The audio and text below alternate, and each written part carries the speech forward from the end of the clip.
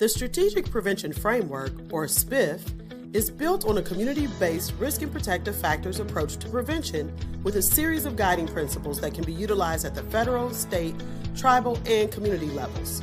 There are 7 phases of the SPF: assessment, capacity, planning, implementation, evaluation, cultural competence, and sustainability. Cultural competence and sustainability are at the center of every phase of the SPF and should be considered in each aspect. The first phase of the SPF is assessment. The SPF is a data-driven process that answers the question, what is going on in my community? We want to assess profile and population needs, resources, and readiness to address needs and gaps.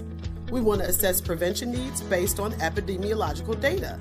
And culturally, we want to make sure that we assure that the data is culturally responsive and appropriate. The next phase is capacity. Capacity is the ability to mobilize stakeholders and resources to address the needs of a community. Building prevention capacity is all about taking a look at personnel, knowledge, and skills, as well as community and organizational resources and readiness. In essence, capacity equals resources plus readiness. With regards to cultural competency, we want to make sure that we examine community resources and readiness and check cultural representation. The next phase is planning. In this phase, we want to develop a comprehensive plan which includes strategic goals, objectives, logic models, and action plans. When developing logic models and action plans, it is essential to determine who may be missing from the process and to make every effort to ensure that the plan is culturally inclusive. The next phase is implementation. In this phase, we want to implement evidence-based programs, policies, practices, and strategies. And what we want to remember about cultural competency at this phase is that interventions that are effective and appropriate for the community ensure that all stakeholders and community partners are involved and on the same page, and cultural adaptations are made as needed.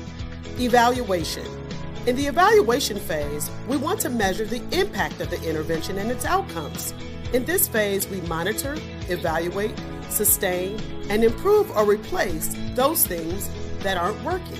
The purpose of evaluation is to look for areas of improvement. With respect to cultural competence, it is important to make sure that the community is involved in all aspects of the evaluation process. Cultural competence. We want to consider cultural, gender, ability levels, and sexual orientation in all aspects of the SPF. The reason why we do this is to eliminate service and participation disparities for people of diverse racial, ethnic, and linguistic populations. Each step of the SPF requires and greatly benefits from the participation of diverse community partners. Sustainability. In this phase of the SPF, we want to identify the outcomes that were achieved and consider what exactly do we want to sustain. Do we want to sustain the prevention infrastructure, partnerships, collaborations, effective policies, programs, or practices?